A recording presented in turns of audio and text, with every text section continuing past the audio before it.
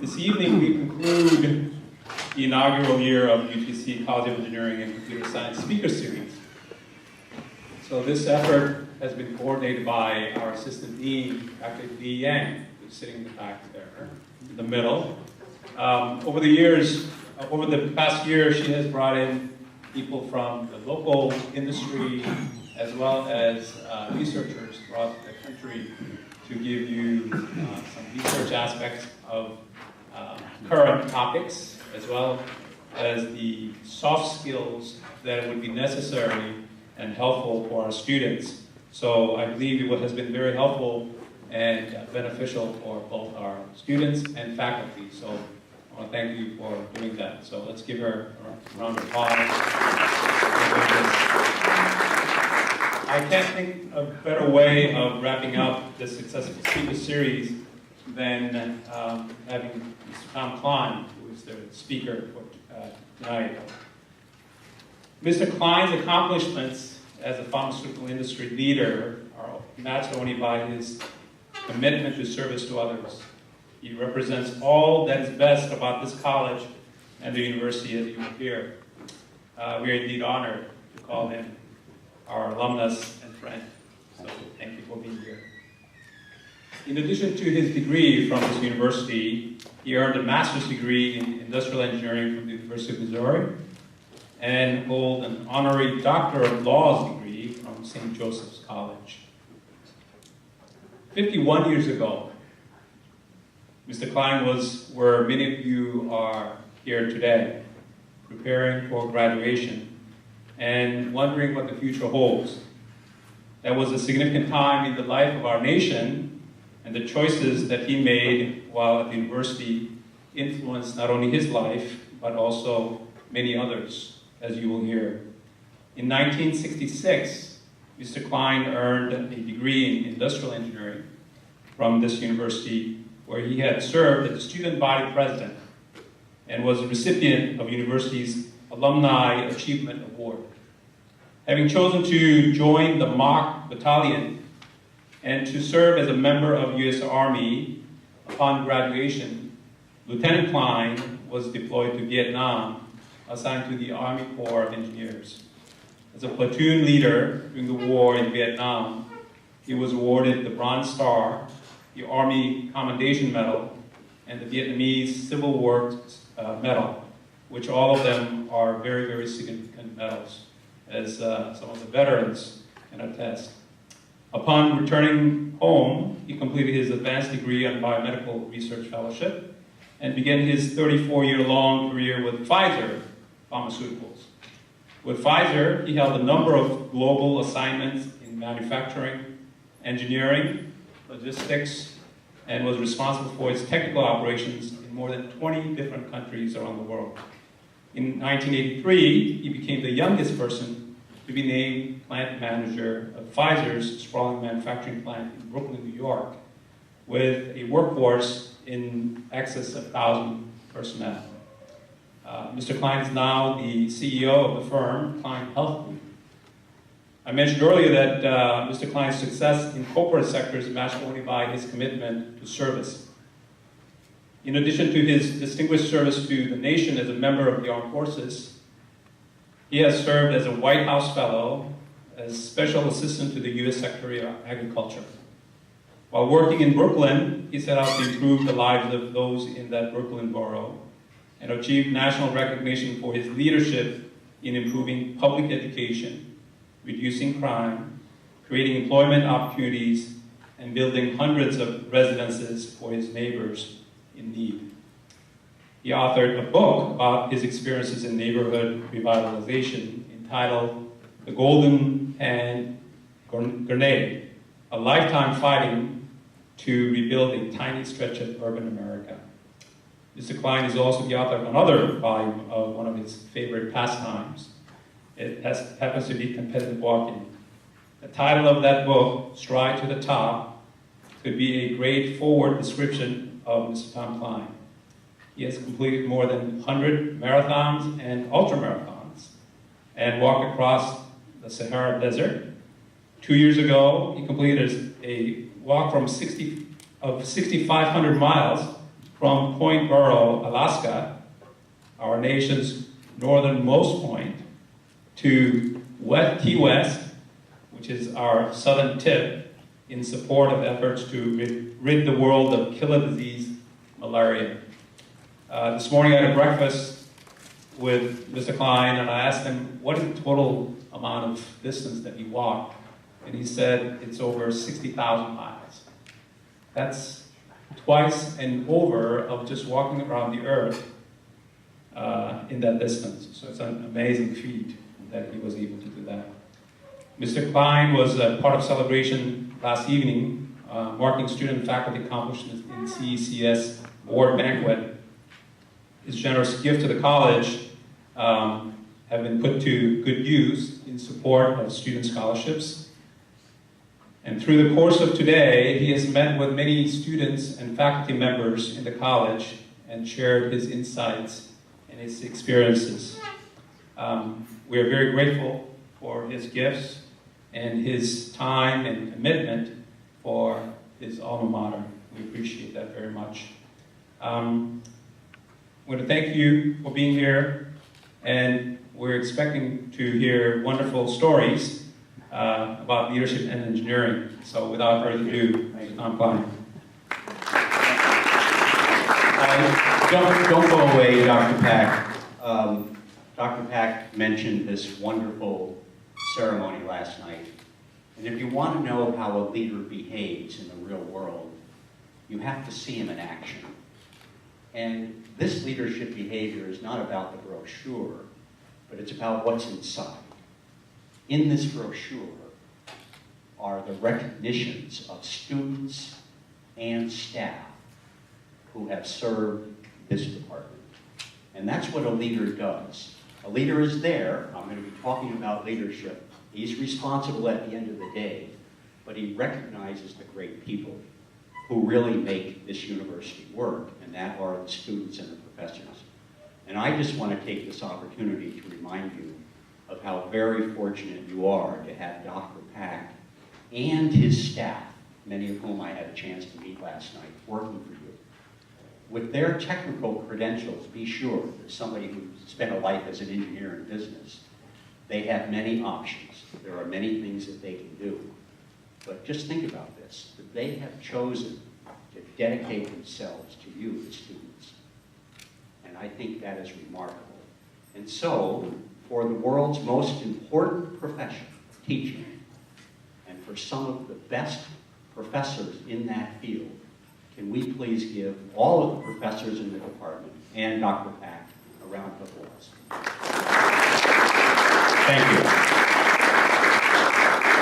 Also, just briefly, Caleb, I have been ushered around this campus by a number of you out there today and have had the great opportunity to be supported by so many of you. So anyone who supported me today at breakfast or wherever yesterday, can you please stand up and all be recognized?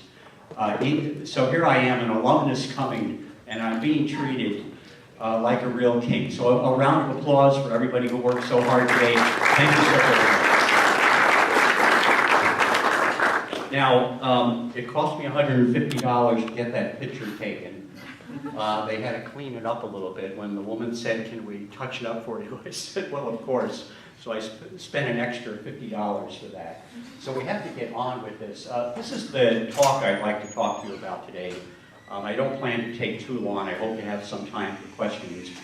But as you can see there, leadership in engineering and my journey. I'm not going to emphasize the war part too much, but it is part of my journey in leadership, and my foundation for leadership, as I will tell you later, really came from my experiences at UTC.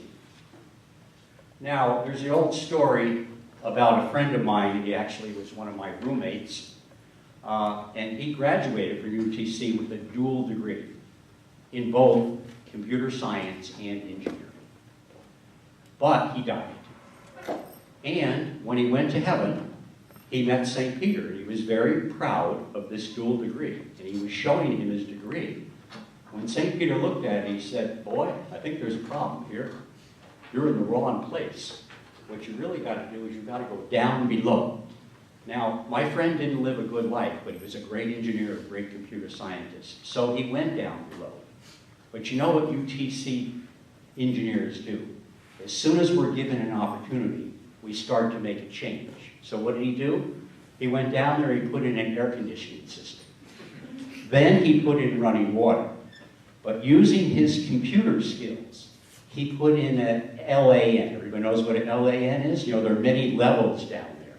And he connected the levels with PCs. So the devil was very proud. But it wasn't long thereafter that God called the devil. Now, he used to do this every couple of weeks to taunt him, saying to the devil, "Hey, devil, how's it going down there?" This time the devil said, "Well, actually, God, it's going pretty well. We have air conditioning. We have cold running water.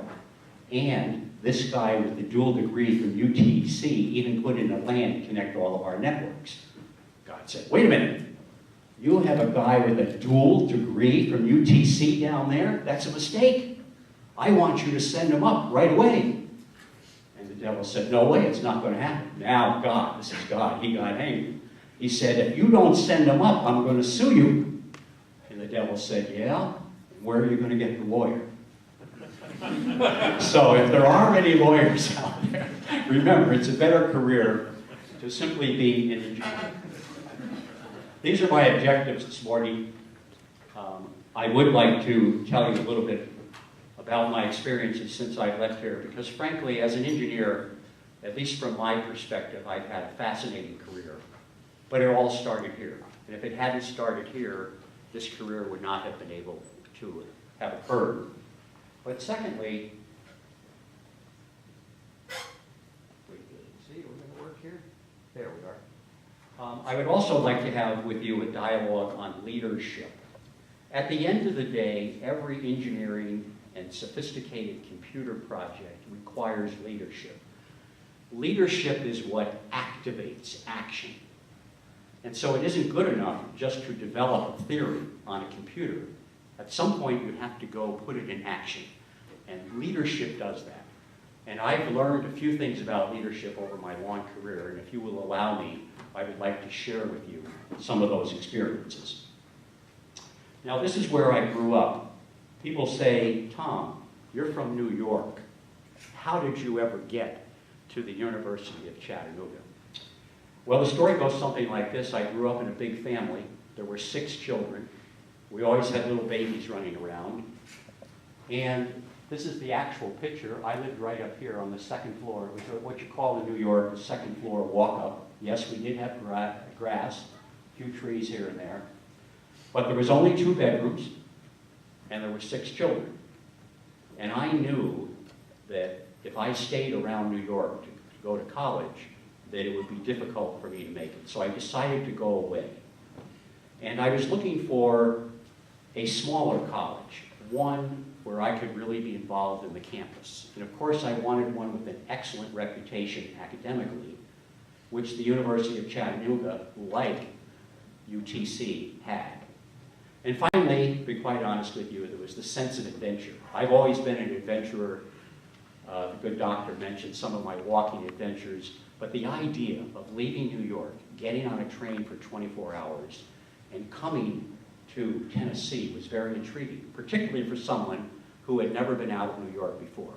Oh, my grandmother lived in Pennsylvania, so a couple of times we drove over the line, but I had really never been out of New York before. So I decided to go away, and I wanted to go to UTC, but there was only one problem. I didn't have any money. You see, my dad worked 365 days a year. He worked at nights, 12 hours a day. He was a registered nurse. But to make ends meet during the days, he sold vacuum cleaners. Now, I always had jobs. I worked in a battery factory. I shoveled snow. I cut grass. I delivered mail. And for many years, I had a newspaper group with 96 customers. But I still didn't have enough money. Then thankfully, I found a dream job. My dream job was cleaning toilets in a bakery. I worked at night, but you see, that gave me enough union money to be able to finally come to UTC. So I made a deal with my dad. I said, "Dad, I'll pay 75%, and you pay 25%. And off I came to UTC. And I took that train. But I said when I landed here, when I stepped off the train, I said to myself, Tom, it is time to grow up. I'm only 18 years old, but now you have to be a man, you have to be a student. And if you're going to make it in your life, you have to do it from here.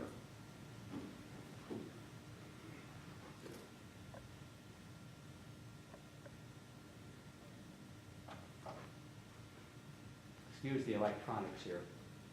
So, I came to UTC, and I actually started off as a business major. But when I went home for the first Christmas, my dad said to me, you know, you really ought to be an engineer. So I went back to see Dr. Cook.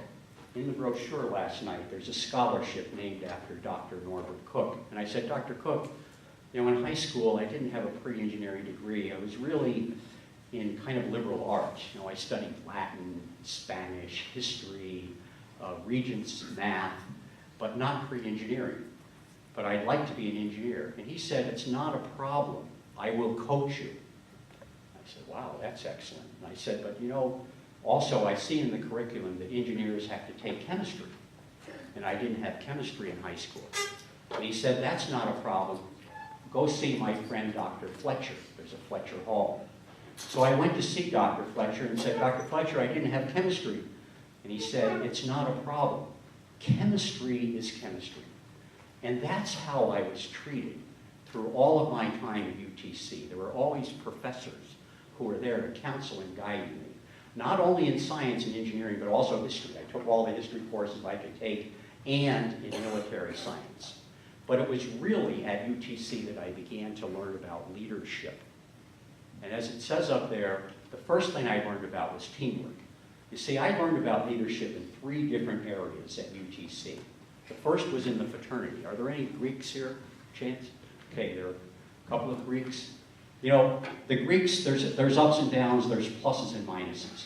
But in my experience, the Greek experience was great for me because I learned about teamwork. You know what teamwork is? Everybody working together to the common end. Secondly, I learned about individual responsibility. Every team member has a responsibility. Mine, when I was a pledge, was to shovel the coal for the boiler for the maternity house, which was on Oak Street. One day in the wintertime, I woke up and I said to myself, well, you know, I'm shoveling coal for these seniors who are living in the fraternity house, and they're the same ones, when they like it, they'll hit me on the butt with their paddle. So I decided not to come in on a couple of cold winter mornings so that they would learn what it was like to be cold. And secondly, or lastly, are we able to see this? Is sociability. I learned this skill in 2 ways in UTC. The first, I went to an all-male high school, and there were no young women. And so the question was, for someone like me, how do you behave suddenly when there are young women around? But more importantly, how does a young man behave when there are young women around and there's alcohol? So I learned how to do that in the fraternity, how to behave like an appropriate young man. But there was a second area of sociability, and it was this. Maybe some of you are familiar with this. This is the Fairyland Club up in Lookout Mountain. There was an alumnus named Henry Cullum who owned a hardware store in South Pittsburgh. He was an alumnus of the Pi Kappa Alpha fraternity. And the day we pledged, he took all of us up to the Fairyland Club, where he was a member, to begin to teach us the sociability of business meals. And you know that about 50% of all business in the world is transacted over the dinner table. And so when I was there, I called my mom afterwards and I said, Mom, they had a big piece of steak. It was thick, and they called it a filet mignon. I know now the word is filet mignon, but I had never seen a big steak that size before, because before that, this is what we used to have. These were cube steaks, and they came in little flat strips, and we were lucky if we had 2 a month. But I learned sociability in the fraternity, and that was the foundation of my leadership from the fraternity. The second place that I learned about leadership was in ROTC. Now, I know there are a number of veterans out there, and there's certainly many of you who come from families where you have had men or women serve in the military. When I was at the ripe old age of 18, I joined ROTC for one major reason: to give back to my country for all that I had received to then, and for what I knew I would receive in the future. And that's something called freedom. But I learned two very important leadership skills from ROTC. There is the leadership excellence for ROTC, and the first was integrity. You know, the US military has one guiding principle: it's integrity. Without that integrity, there can be no US military. Just think about it. Many of you in this room, the military people are armed. Their responsibility is to protect us. They cannot do it without integrity. And that's why, when you have somebody like General Flynn, who messes up in the integrity arena, that the press and the population has a right to get on this case, because integrity is fundamental. And as I said to some people today, integrity was fundamental at Pfizer. I never encountered an integrity incident that wasn't met with very aggressive behavior and termination of the person involved. And secondly, in the military, was discipline. Look, I grew up in New York. I didn't know much about this stuff. Many of my colleagues went to McCall. They went to the military academy. A number of them came from military families. And to be quite honest with you, I didn't like shiny boots, and I didn't like cleaning up brass. But discipline is fundamental for engineering. Whether you're in research or whether you're in a team project, discipline is fundamental. And I learned discipline in the military. And the next area that I learned about leadership was as a student body president. Now, I'm going to be quite honest with you. Before I became student body president, I had never been to a student council meeting. But my dad gave me one piece of advice. He said, be friendly with everybody. Doesn't make any difference whether they wear penny loafers or whether they have long hair, be friendly. So through a series of events, some fraternities decided to run me for president. I knew, however, that I would have a problem winning over the sorority women, because basically I was a New York greaser. You know, we just put real cream on our hair. I still use a little bit in the morning. I just don't have that much hair. But I had a secret weapon. And it's this. This is downtown Chattanooga in those days, 1966. You see, my study habits, I'm one of those people that things don't come easy. If I want to accomplish anything, I have to work hard at it. So my study habits were, I'd study all week long. I never went to the 10 o'clock assembly because I had an 11 o'clock class. I would go study in the afternoon, study at night. Saturday belonged to the fraternity. Sunday, other than flag football season, which I played, I would go to the library in the afternoon and stay into the evening. But Friday was my night out. I needed that for my own psychology. And so I used to go to these little places. This is Market or Broad Street. There were little bars, there were hamburger joints, and that's when I got to meet the disenfranchised. We all know this election that just occurred on the national level for president. The disenfranchised apparently came out of the woodwork. Well, the disenfranchised in those days were students at UC. They took classes, but they didn't feel part of the university. They felt disenfranchised. And I remember during the election, there was a bar at the end of Vine Street, right at Georgia Avenue, and I went in one day and said, guys, I'm running for student body president. And somebody looked over and he said, what's that? But I was successful in bringing those people out to vote. And in addition to that, I lived in the athletic dorm.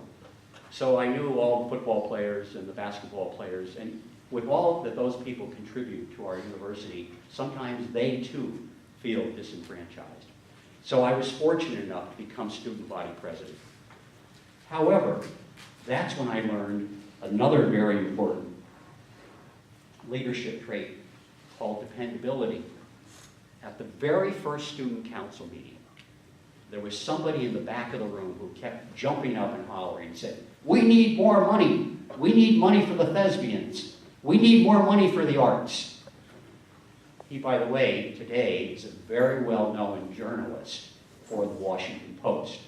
What he didn't know on that day, however, is that I had been the parliamentarian for the Pi Kappa Alpha fraternity, and I had memorized Robert's Rules of Order. And I was able to call him out and tell him that he wasn't allowed to talk. And it was at that moment I looked in the eyes of some of the junior members of the student council, and I could read what they were saying. They were saying, "Wow, this is Tom. This is our leader." And I learned at that moment that these people depended on me. You see, whenever you take a leadership position, people depend on you, and every day you have to try your best to live up to that dependability. Now, before I leave Chattanooga, I've got to be perfectly honest with you. Yes, I learned a little bit about leadership. Yes, I got a degree, but I flunked calculus. I don't know what it was. It was the only course I ever flunked. I have to tell you, I don't think I ever got a D in anything, but I just couldn't get it. But you know what I didn't do? I didn't cry.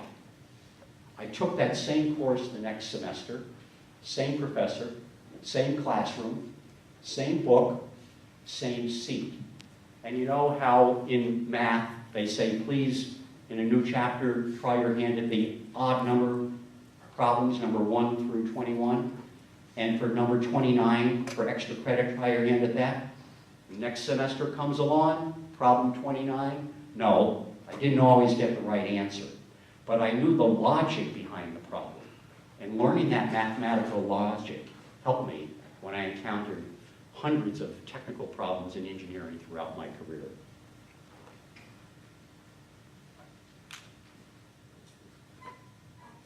Then I went to the University of Missouri, where I had an opportunity to work on this project. The way I got to Missouri was Dr. Cook, the head of the engineering department, said, "Tom, if you want to go to graduate school, go to the University of Missouri where I got my PhD, and I'll get you a fellowship."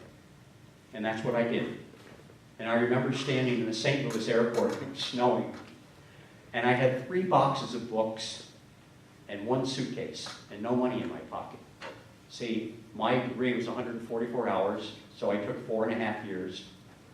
And I was saying to myself, Tom, 4.5 years in engineering school, you still don't have anything. However, I did have that fellowship, which gave me a free ride. And that ended my career in cleaning toilets. I never had to do that again. And so I was on a project team whose responsibility was to develop a patient history questionnaire and using anatomical drawings to come up with a preliminary disease diagnostic. This was all computerized way back then. And my responsibility on the on the team was to be the project manager.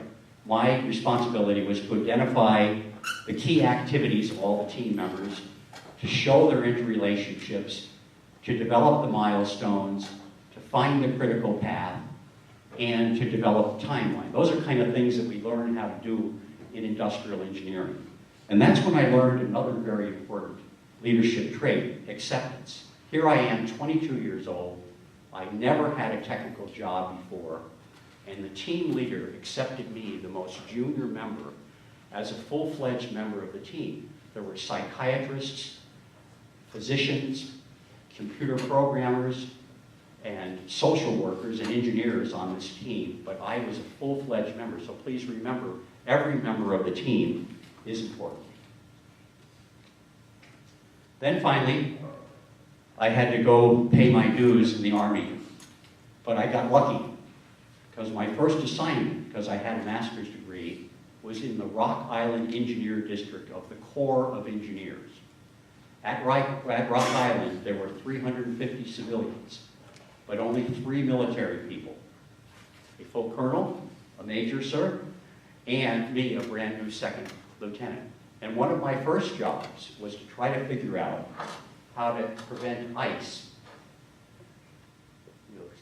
how to prevent ice from forming in the lock gates concept was, if we could prevent ice from forming in the wintertime and keep those lock gates open, that then we could use a icebreaker to clear the main channel, and we would have navigation in the wintertime on America's most important commercial river.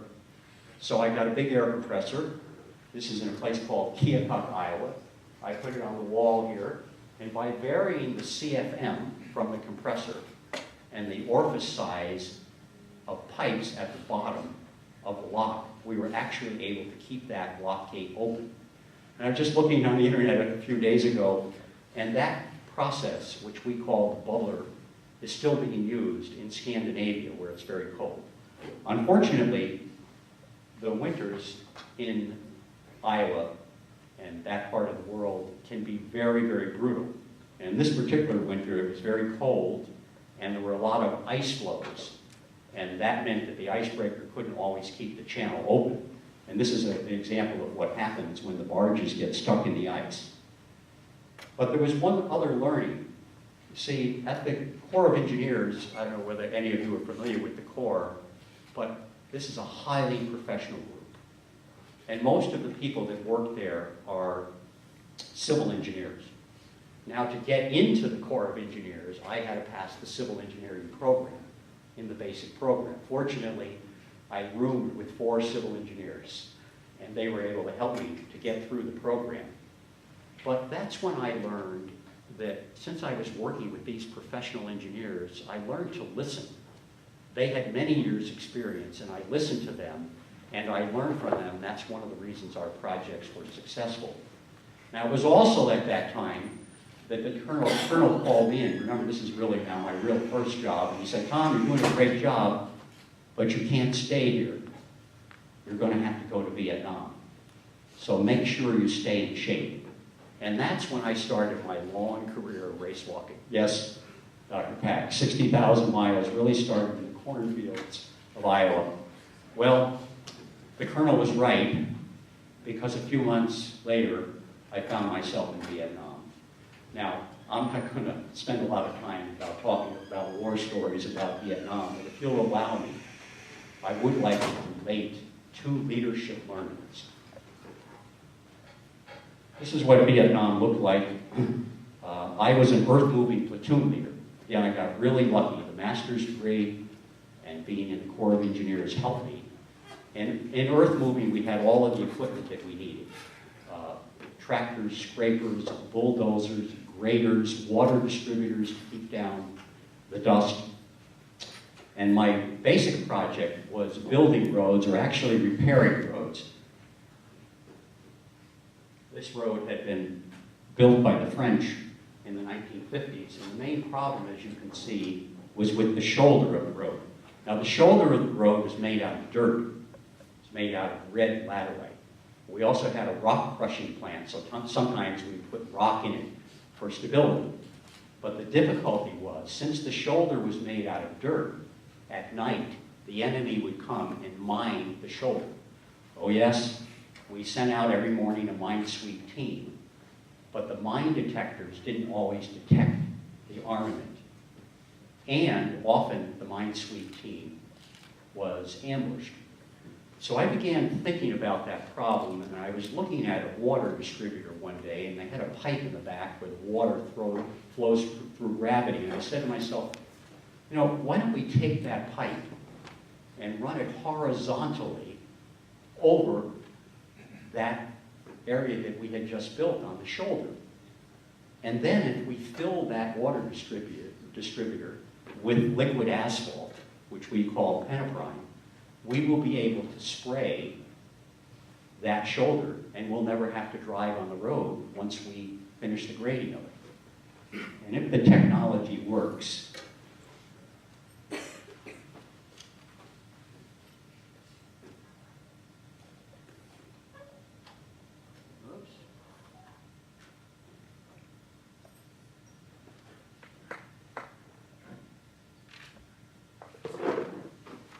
I may need a little technical help.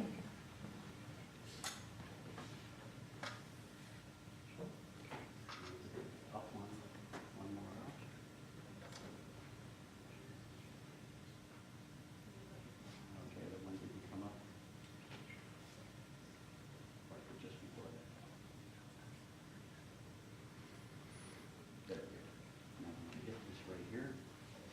because security was a big problem in this area, being so close to Cambodia. These are films I made in the Before field. their helicopter landed, I had Vietnamese tanks securely hidden in the woods just in case there would be a problem.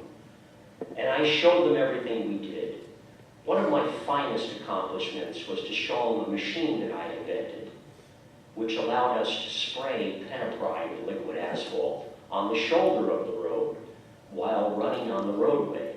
So instead of in the morning having to drive a truck up the shoulder, which was made of dirt and may have had mines, we were able to drive up the center of the road. And this invention was adopted for all engineers throughout Vietnam.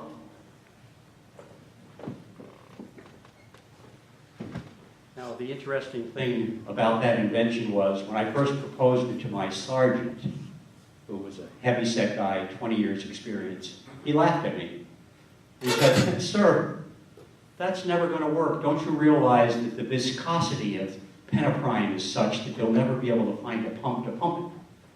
And he said, "If you think that stuff is going to flow through the same pipe that you put water through, you're crazy." That's when I remembered what Dr. Cook had said to me when I graduated. He said, Tom, from this day forward, your worth as an engineer is in your ideas." And so I worked with other sergeants, and we found a pump to pump that liquid asphalt. And we got it to flow through the orifices that we had used to put water through. So I learned how important ideas are. And you can be sure, for the rest of my career, I never let anyone tell me that my technical ideas weren't feasible. That's probably, oh my gracious, is that my break? That's probably my phone reading. No, I didn't do that on purpose. That's not planned. Now, but there is one other interesting thing about that little anecdote on the road.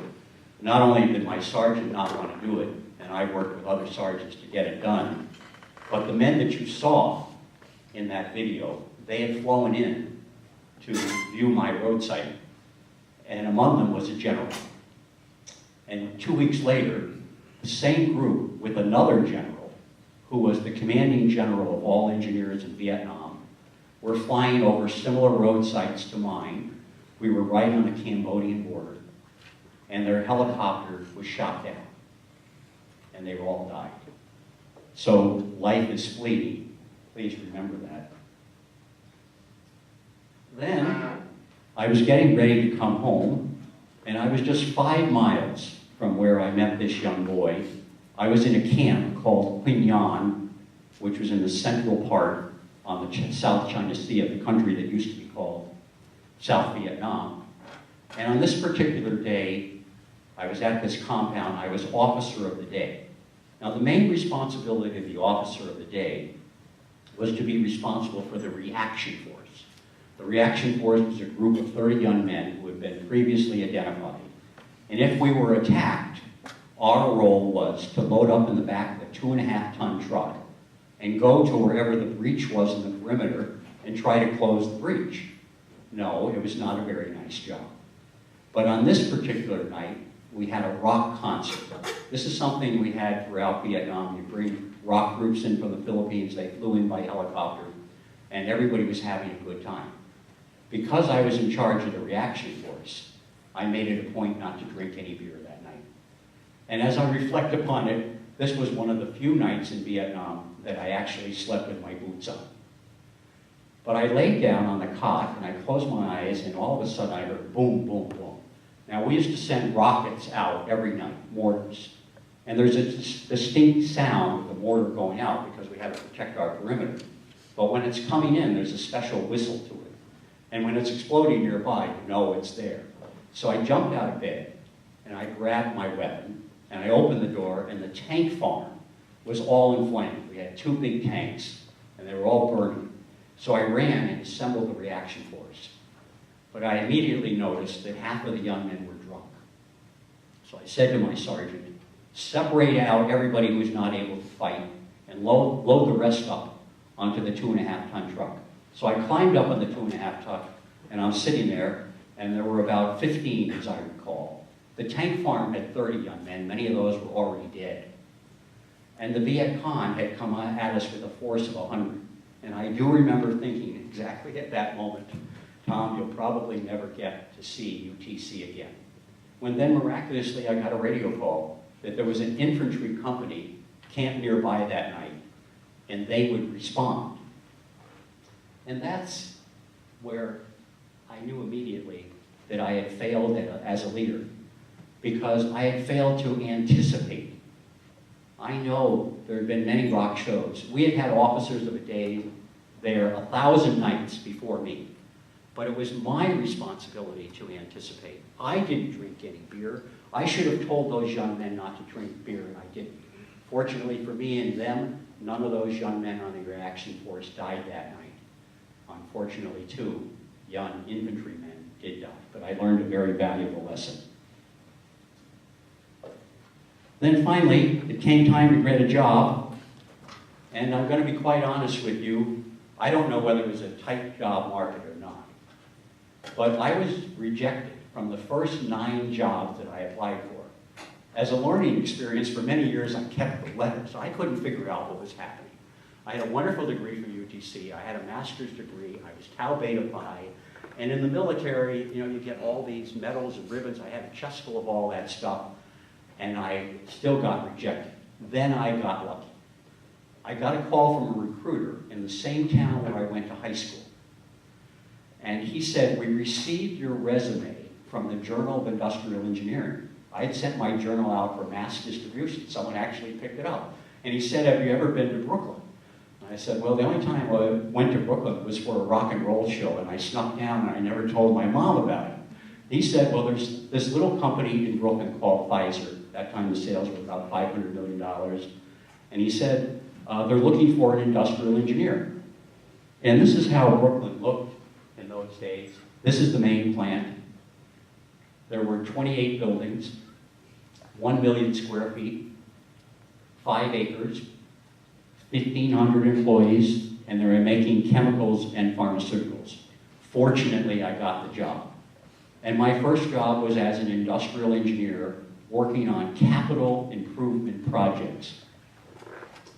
This is a tablet press. It compresses tablets. Basically, the powder goes in here. Then there's a turret with a series of punches and dies that turns out the tablets.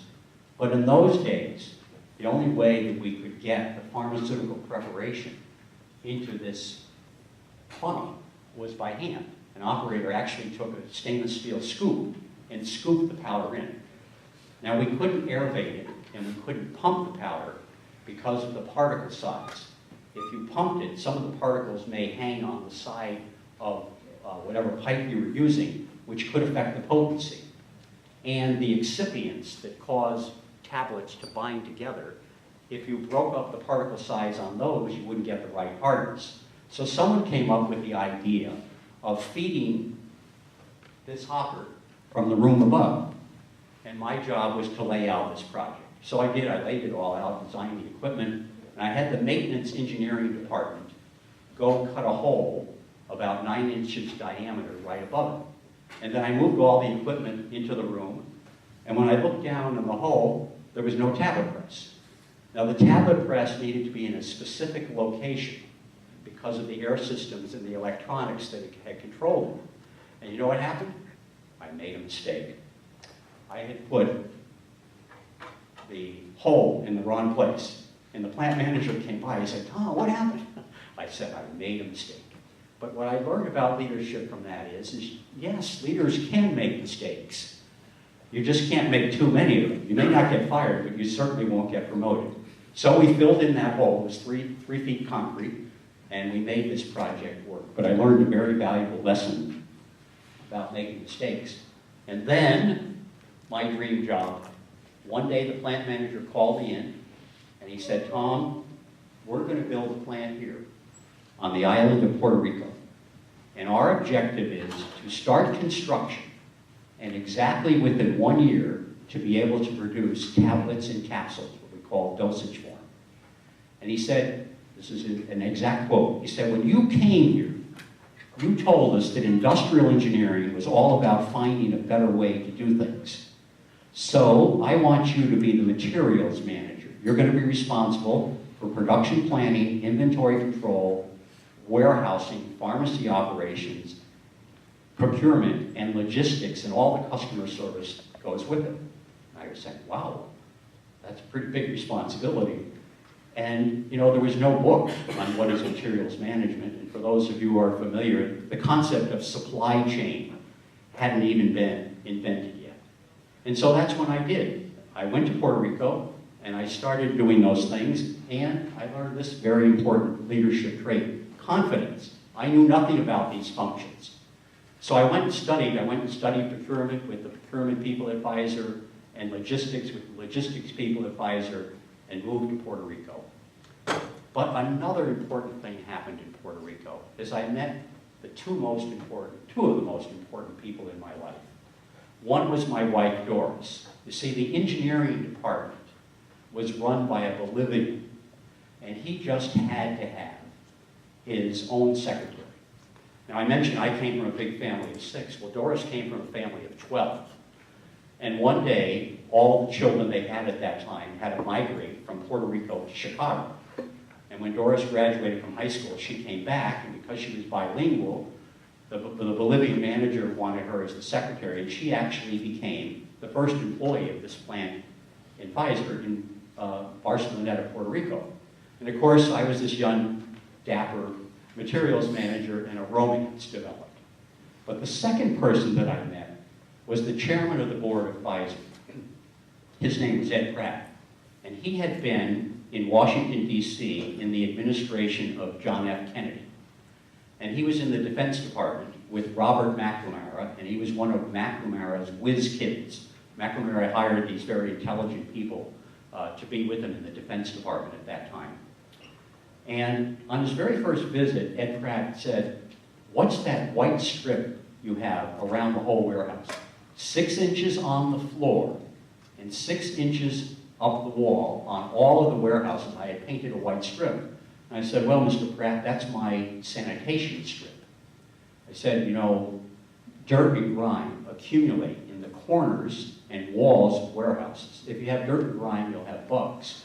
And if you have bugs, you'll have contaminated product."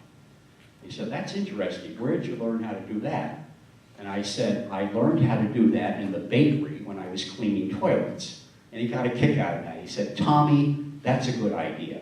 And from that day forward, the chairman of the board of Pfizer called me Tommy. Then it came time to leave Puerto Rico, and one day, I was only there 2 years, the plant manager, his boss came to town, and he said, "I'd like to meet you in San Juan for breakfast Sunday morning." And I went to breakfast, and he said, "Tom, we're starting a new business. We bought a company that makes this device," many of you are familiar with it, called CT scanner, tomographic scanners. "These will be the first CT scanners made in the United States, and the U.S. inventor is in Washington, D.C. What we'd like you to do is to be responsible for production, engineering, and field service at this new company. And the inventor has already sold 12 of these units. The problem is he doesn't know how to assemble them repetitively, and that's where you as an IE come in." And he said, "The only problem is you're going to have to leave Puerto Rico and move to Washington, D.C., where the inventor is a professor at the Georgetown Medical School, and you're going to have to set up a new plant in Silver Spring, Maryland." I said, "Wow, sounds like a pretty good opportunity to me." And then he said, "But I have one other thing." And he opened his briefcase, and he pulled out this big, thick application. And he said, "There's a program called the White House Fellows. It's a national leadership program." He said, "It's very competitive. But should you get selected, you get to take a sabbatical for a full year from Pfizer and go work for a member of the president's cabinet in Washington, D.C. And then he would continue. He said, "This is a very complex application. It needs to be in Washington on Friday." This was Sunday. He said, "You need 3 recommendations. I'm going to give you one. My boss, Jim, is going to give you one. And you'll have to get another one." I said, "Great." So I prepared to fill out application. Then I went to Doris. And I said, Doris, how would you like to get married? Fortunately, she said yes. So a couple of weeks later, literally, we got married. We got married on a Sunday, and Monday we moved to Washington, D.C.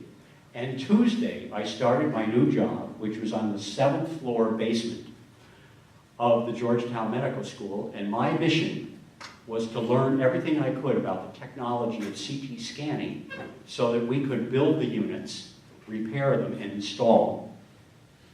And so I started about doing that when one day I got the call. It was almost 9 months later.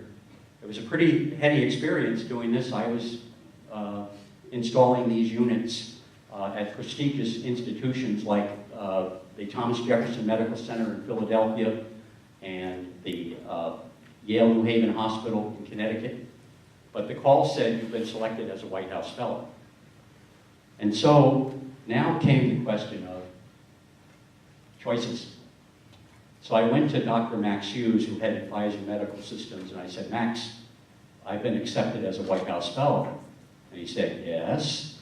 And I said, I'm going to accept it. And he said, you're going to accept it? Don't you realize this business is the future of Pfizer and how important your job is? And I said, Max, everybody knew that I had applied for the White House Fellows before I took this job. The White House Fellows is a once-in-a-lifetime opportunity, and I'm going to take it. And that was the choice that I made. Then the difficult part came. You see, there were 2,500 applicants, and there were only 14 of us selected. So the competition started. The question is, who would go to the Defense Department? Who would go to the State Department? Who would go to the Treasury Department? People were saying to me, you're from business, you should go to Commerce. But I wanted to go to the Department of Agriculture because I learned something about agriculture when I was in Rock Island, Illinois. And I knew how important it was to the economy. So I went for the interview with the Secretary of Agriculture. His name was Earl Butts, a very distinguished person at the time. And when you walk into his office, out his back window is the White House. And he had this big wooden desk. I sat down, and there was a sign on the desk. And the sign said, there they go. This was all that was on the desk.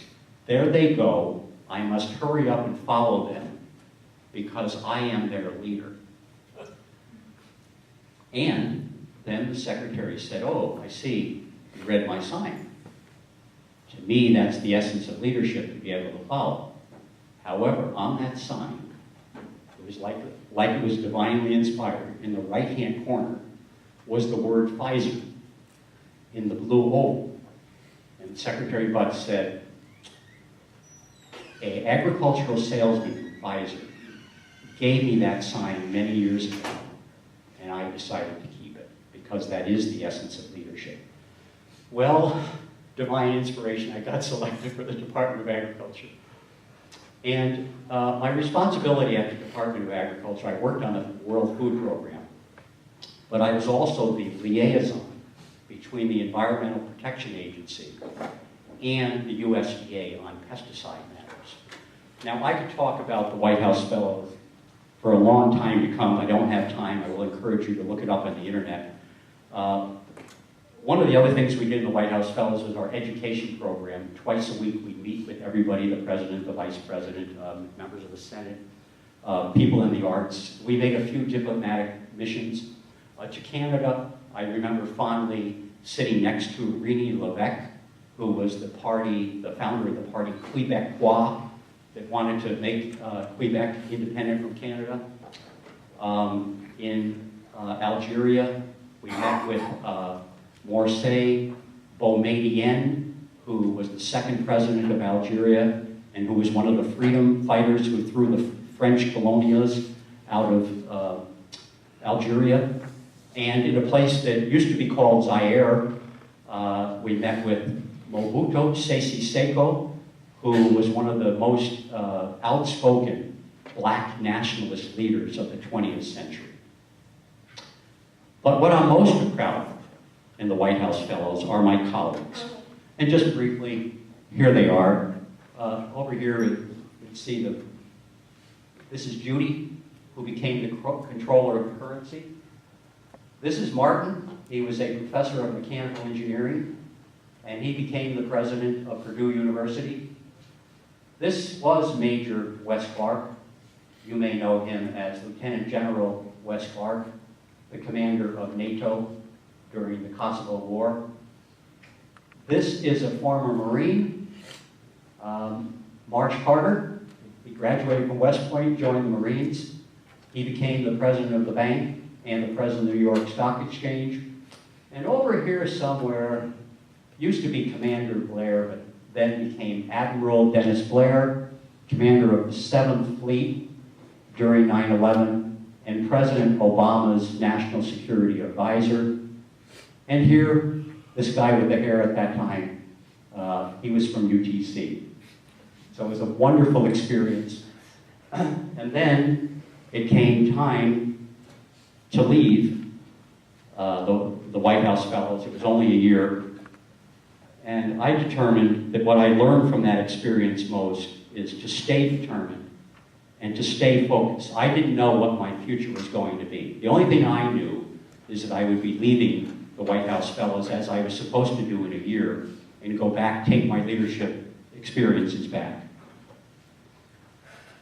So I went back to New York, and actually someone saved a budget position for me. Someone said to me, Tom, we thought you wanted to distribute rice to the world for the rest of your life, because I had been kind of one of these compassionate kind of people. I said, no, I really want to work in business. I like the money, and I like the technical challenges.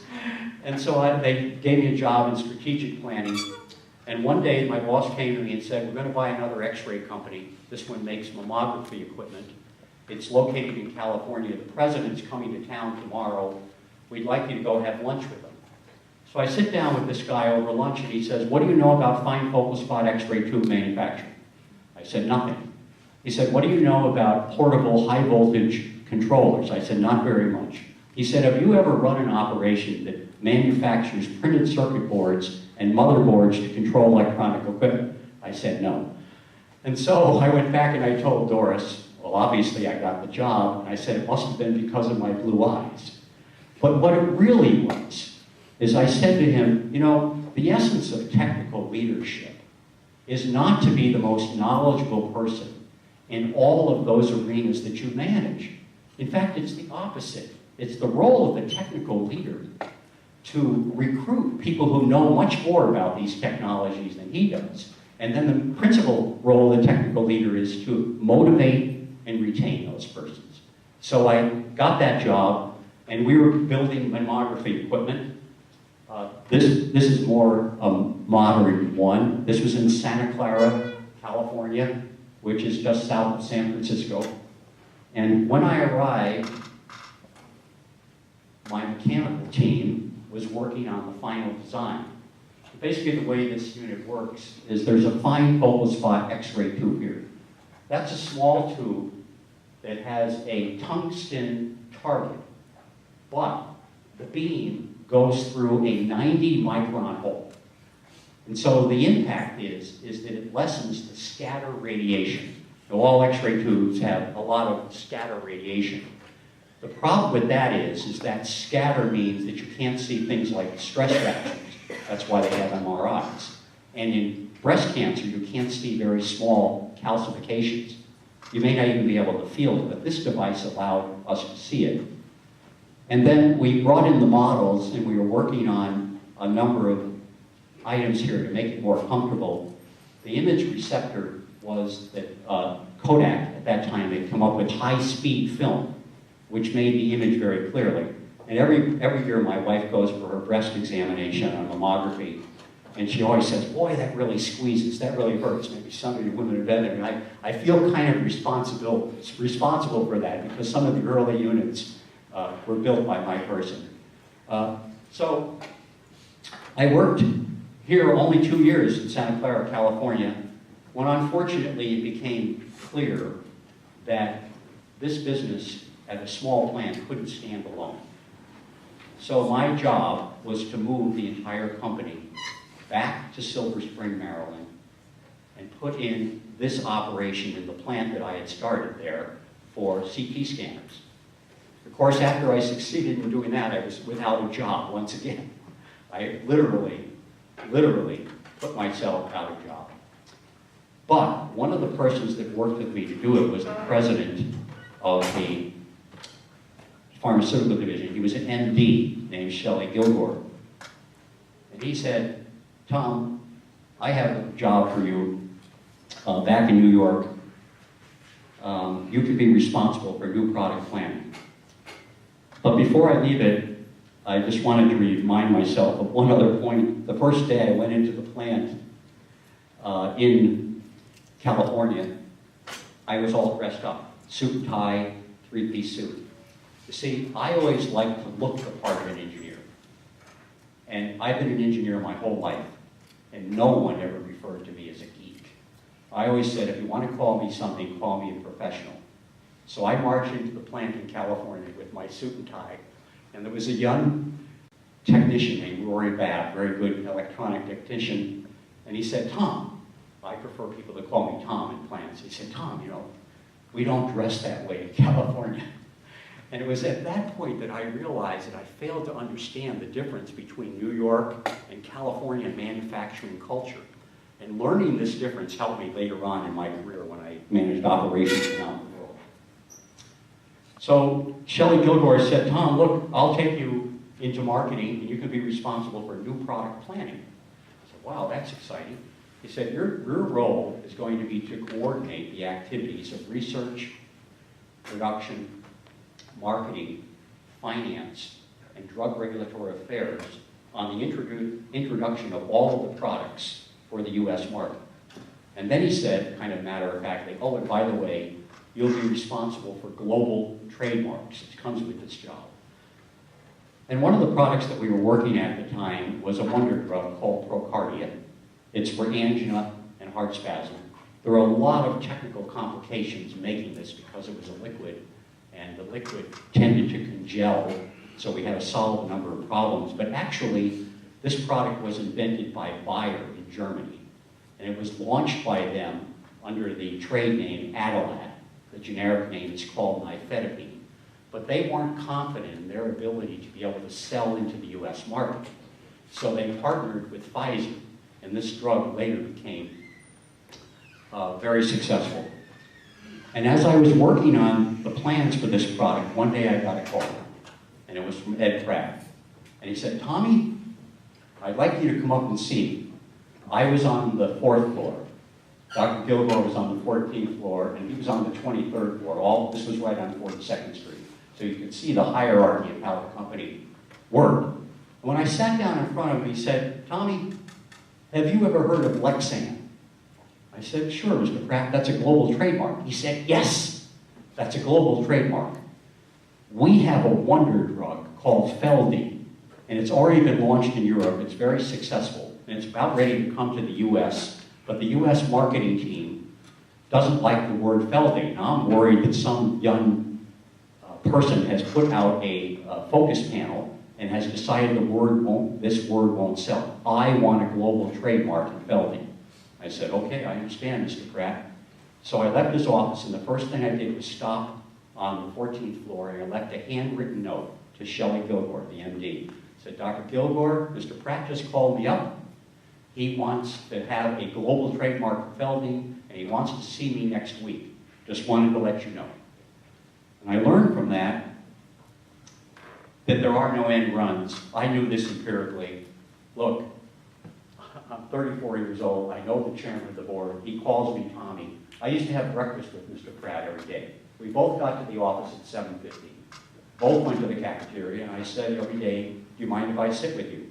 This wasn't brown-nosing, but this was communicating. So please remember, senior people, including your professors, always want the opportunity to speak to you because you are what's important to them.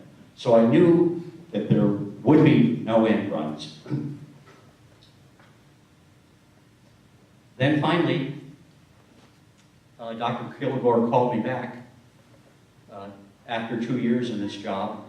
It's kind of my reward time. And he said, Tom, if you want to stay in marketing, I'll make you a product manager. Remember, choices coming up again. He said, but we have a problem. Our Brooklyn plant needs a new plant manager. And you're the best qualified person that we have. But we'll let you make the choice.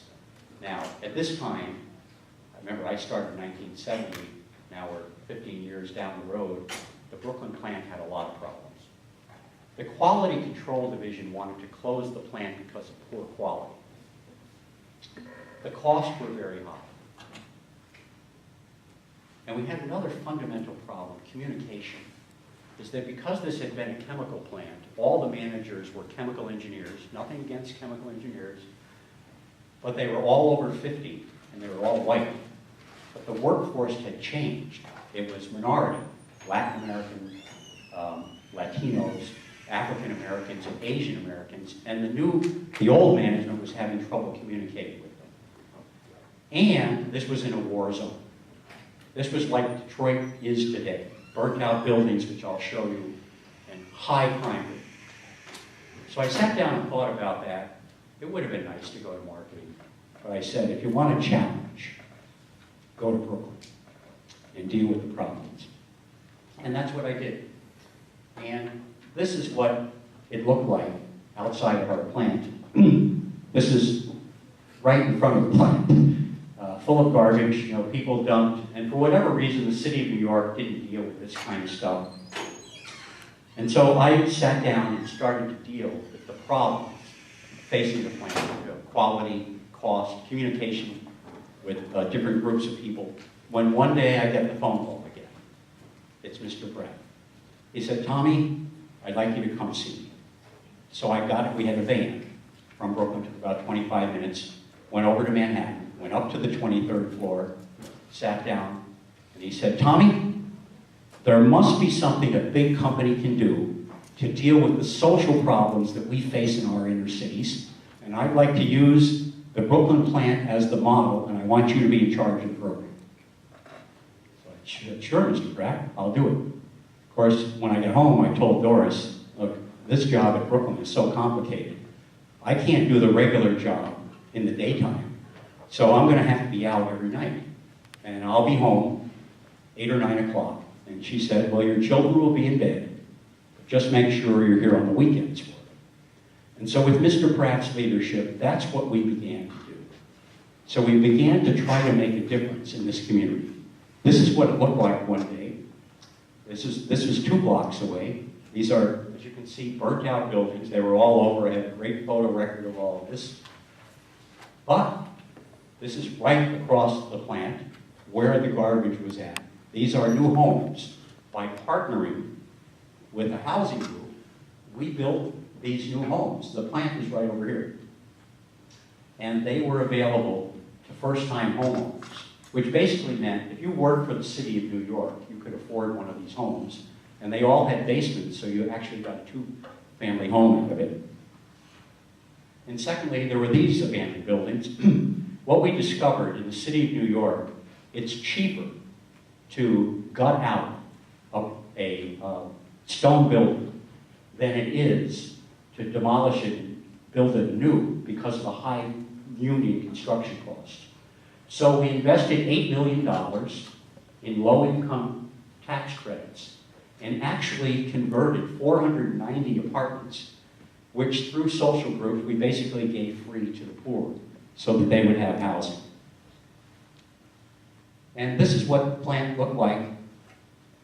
We now had started to clean up, and you might be able to see some of the houses here. I'm going to come back to this issue of the East Gate. This is the back of the plant, so I want to remind you of where the East Gate is at. We were over here where my office was at. So we did a lot on housing, and then there was the issue of education.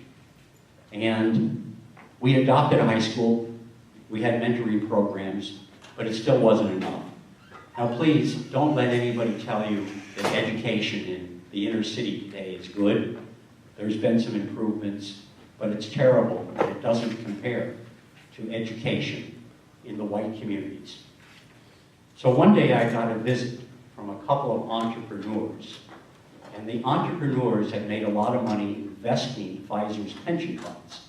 And they wanted to set up a new school, but it had to be public, and they wanted to do it in this neighborhood so that they could service the Latino and black students of this neighborhood. And they said, Tom, we have all the approvals, all we need is a building. And so my office was here. This is the original headquarters of Pfizer. We moved in 1952 to Manhattan. And I said, I'll give you this. And they said, you're going to give us the whole building? I said, yes, I think I can convince Pfizer to do that. So I called up my boss, said, John, you know, I've got these entrepreneurs, a really chance to do something in education. And he said, you don't want a bunch of kids running around your plant, do you? And I said, well, you know, I'll have to think about it. So I hung up, but I was also chairman of the Brooklyn Chamber of Commerce. Now, Brooklyn's a big place. There's 4 million people. The chamber had 400 members. And I was fortunate to have some good colleagues. One of the colleagues who worked with me was the chairman of the Brooklyn Union Gas Company, Gene Lundy. Guess who his next door neighbor was? Ed Pratt. And I knew that they played tennis every Saturday. So I said, Gene, we have an opportunity to put a school right here. It's going to be wonderful. We just need to donate this building. But Pfizer's a big place. They have this chain of command. I'm way down on the totem pole. I can't just call Mr. Pratt.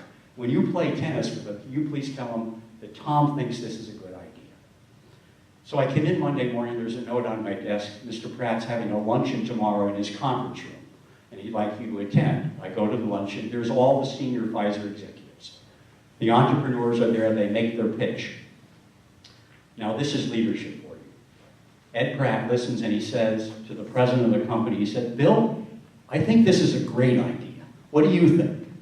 And then we go all the way around the table and he said, Tommy, I was the lowest level person there, he said, Tommy, you know, you're the Brooklyn plant manager, what do you think? I said, oh, Mr. Pratt, that's a great idea. And that's what we did. We started with the pre-K and we put this public school K through 6 right at our plant, and it was very successful. And the 20th anniversary was 2 years ago, and the keynote speaker was a poor young Latino guy at the time. He was in this class. This is the first pre-K class, and he was now a senior at Harvard University. And we've had many success stories. In fact, approximately 36% of all the graduates of this pre-K through 6 school not only went to college, but graduated from college because of the innovative education that they were given. And then, finally, there's no inner city without crime. So my office was right up over here, right there, there it is. And here's the gas station. Now this is New York City, that's what you have. You have office buildings, gas stations. One day I heard gunfire. Now I know something about gunfire. And I get up and I looked out the window and there's a gun battle going on. It seems that a robber went in at noontime and he robbed the gas station. But he made the mistake of running out of the gas station waving his gun, just as a police officer came. The police officer got out of the car and bullets flying everywhere. It just wasn't a very nice experience, and I knew we had to do something about crime. Then on another day, I mentioned the East Gate. 100 yards from the East Gate was a public high school, a special education high school. And on this fine day, a young man got a new leather jacket. And a thug came along, he wanted the leather jacket, and he chased the young man. But the young man was from the city. He was streetwise. He did what any other kid would do. He hid under a car. Now 20 yards from our gate. He didn't know the thug had a gun. The guy reached under the car, shot the kid, killed him, and took his leather jacket. Now, this was happening at the same moment that the school kids were in the lot for the school that we had built for them. These were the pre-K kids. So then, whoops, I made one of my famous mistakes. Excuse me, like I'm doing here on this device. My famous mistake was, my error was, I stayed at the Brooklyn plant too late one night. It was only 6 o'clock, but it was winter time, and it was already dark in December.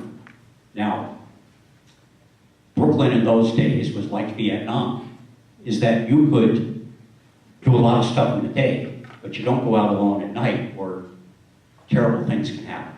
So I remember running to the subway, which was about 100 yards away, going down 2 flights of stairs, and I gave the token taker a $5 bill, and he gave me change for $1. And I'm arguing, just then the train comes and leaves. And so I get it all straightened out, I go on the other side of the platform, I'm there all looking up and down this dark tunnel, when all of a sudden I hear, and I look behind me on the other side of the turnstile, and there's these 4 big guys, all with knives, and they had a little chubby guy on the floor. And the MO in Brooklyn is, you use the knives to cut out their pockets so that you can take their wallets and other valuables. Then you've all heard of left brain, right brain. Look, I'm too old to remember which side is which. But one side of my brain said, Tom, you've been in action, you're a Vietnam veteran, jump over that turnstile and help that poor man. The other side of the brain said, Tom, this isn't Vietnam, this is Brooklyn. And if you jump over that turnstile and confront 4 guys with knives, you're going to get killed. So it was the easiest decision I ever made in my life. I ran like hell. I jumped down into the subway, literally, onto the tracks, jumped over the 3rd row of rail, which is hazardous, and climbed up the other side. Just then, on the other side of the platform, a train comes in. And the token taker, who was in a secure booth, says to the victim, I've called the police, they're going to want to see you. And the victim says, they'll never do anything. And he got on the train and left. At that very moment, on my side, a cop comes down with his gun drawn. He said, where's the robbery? I said, the other side of the platform. Where's the victim? He got on the train and left. Where are the bad guys? They ran up the other side out onto the street. And he said, who are you? And I said, I'm Tom Kline, I'm a UTC graduate, and I'm mad as hell. Well, I may have not said those exact words, but I said something like that. So the next day, I summoned the heads, the Brooklyn heads of the NYPD, the transit police, and the housing police. We had 3 police organizations in New York at that time. You see, I had the power to do that because not only was Pfizer the largest manufacturing employer in Brooklyn, but with its 2,500 employees in New York, we were the largest manufacturing employer in the entire city of New York. So I said, guys, I was almost mugged last night. What we can do? And there was Detective Jacobson McHugh. They said, well, we could put in a closed-circuit camera system. I said, boy, that sounds good. He said, there's only one in the entire city of New York at that time. It's at Times Square, which has a lot of volume, and it's experimental. And I said, let's do it. He said, there's a problem. We'll never get the city of New York to put the money in because there isn't enough volume at this station in Brooklyn. I said, I'll pay for it. He said, you'll pay for it? I said, well, I'll get Pfizer to pay for it. How much is it going to cost? He said $20,000. I said, we'll do it. So that's what we did. We put in those security cameras, 4 of them, mirrors. We built an off-hours waiting area, all this kind of stuff. And we were going to have a big opening ceremony. You see, because this was only the 2nd camera in the city of New York, but it's the first put in by a private company. And along comes Detective Jacobson McHugh and says, Tom, we've got a problem. We don't have any officers to be sitting in front of TV monitors. All of our officers have to be on the trains catching criminals. Then I remember Norbert Cook again, ideas. And it just came to me. I said to him, look, okay, we have a 24-hour guard's desk, which is 100 yards from the subway station. Why don't we run a hot wire? This is before Bluetooth. We'll run a hot wire from those cameras to our guard's desk. Our guards will monitor the cameras on the public subway, and you give us a hotline. If they see anything, they'll call you, the police, and you guys can respond. And that's what we did. And it was just, yeah, thank you. And it was just 2 weeks later where a young man came down to the subway, and there was a young woman sitting at the far end of the platform, and he took out a knife, and he robbed her, but he made a mistake of running in front of our camera system, and we blew up his picture, and the police said, "We know him, he's out on parole." And I called my friend, the district attorney. He said, "Tom, if you have him on tape, he'll plead guilty." And he got 14 years. And since that time, we've caught a lot of criminals on that system. And if you ever have a chance to see the film, The Cooperation, Michael Moore, I have a cameo performance in that. Well, I was in Brooklyn 13 years. It was a long run. I had a couple of job opportunities. They wanted me to run a business, but then the British bought it, and I didn't want to go with the British. I had a chance to be the country manager of Venezuela, but I had 2 small girls. We didn't want to take them to Venezuela. So I went back to New York, and I got a very good job. This is Rudy Giuliani when he came for the opening. These are the entrepreneurs. Oh my gracious, what happened to my hair? It's long gone since the White House Fellows.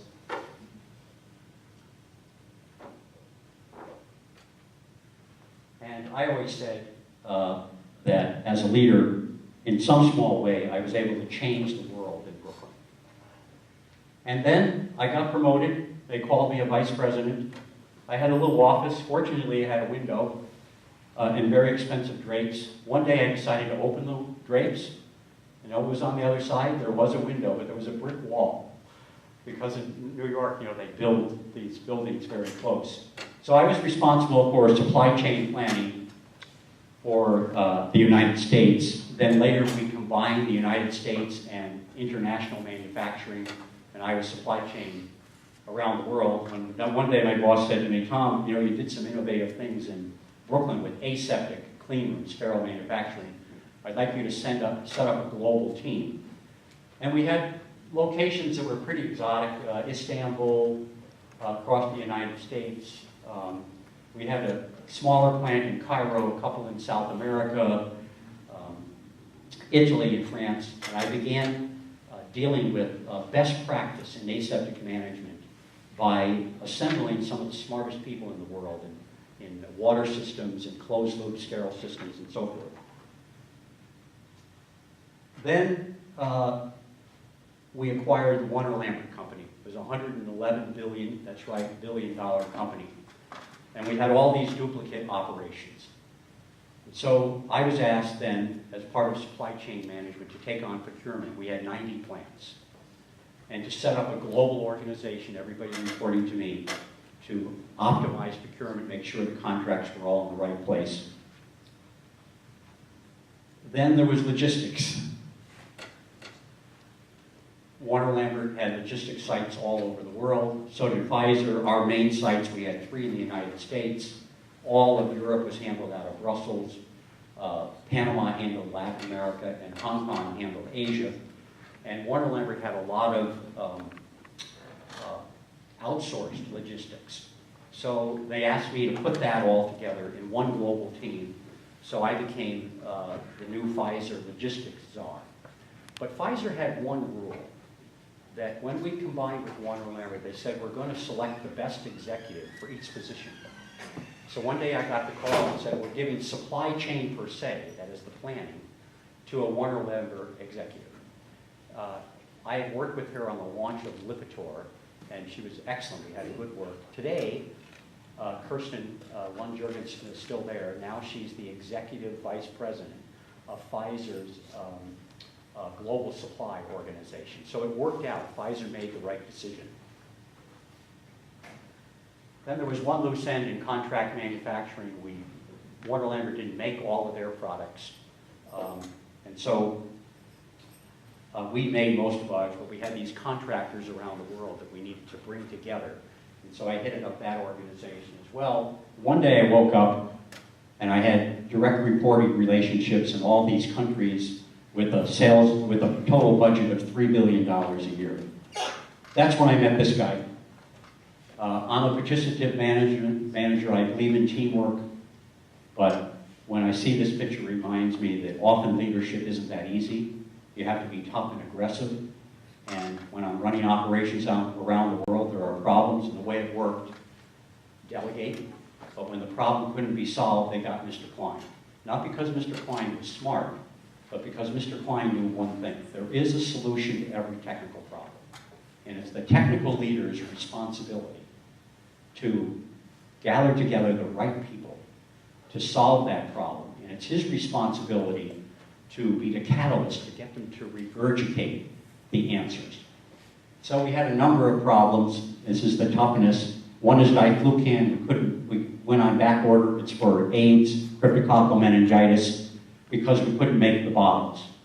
So I went to the glass plant. Our procurement people are arguing back and forth. It's not our problem, it's your problem. And finally I said to the president of the company, time out. What's your reject rate? He said 6%. I said, you're making 25,000 of these vials a day and 6% are rejected. Your process is out of control. He said, what do you mean? Our reject rate used to be 10%. So we launched a potential problem analysis, and we found that the turret that is used in the glass making goes into a preheated glass cylinder. And when it's removed, it forms the shape of the bottle. But one of the people on their production line told me, he said, Mr. Kline, I changed my name to Mr. Kline now, when that plunger comes out, if it hasn't been cleaned, it will leave glass particles. And we found the problem. And fortunately, we didn't kill anybody, because if you inject somebody with a drug that has glass particles, you'll kill them. And then finally, it's Listerine pocket packs. Warner Lambert launched this product, and then the German company that made it forgot how to make it. And we launched a potential problem analysis on this. We couldn't find the problem, so I ended up going to Germany on a couple of occasions. And I brought with me one person, an expert in brainstorming. And you know the basic concept of brainstorming. Brainstorming is that no idea is bad. But what you have to do is analyze each of those ideas, and you do it by implementing a series of quantitative and qualitative techniques. The qualitative are very important because then you don't have to have the rigorous mathematical and statistical analysis required. And what we found, the reason they couldn't make it was because the spray heads, we spray a big 10-foot long sheet of film that sprayed the Listerine. When they were clean, they hadn't been placed in correctly. There was no patent on this product. And so the process hadn't been adequately monitored.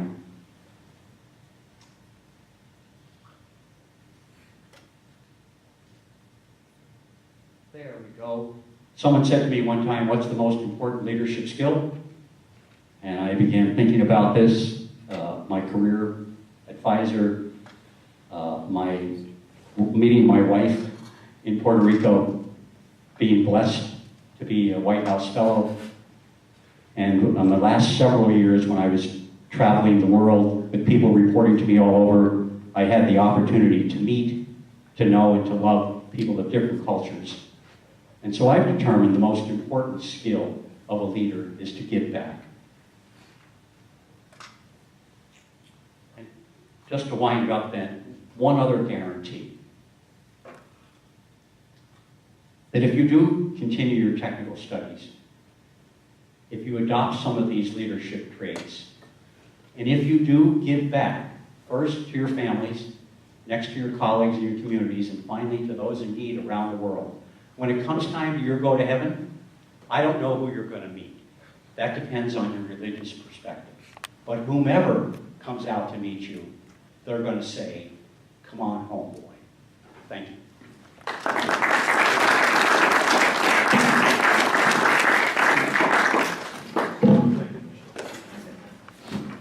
Thank you all for being here. Appreciate it. I hope that you were able to grasp some of the important life lessons, not only just the leadership lesson from Mr. Kline's talk tonight.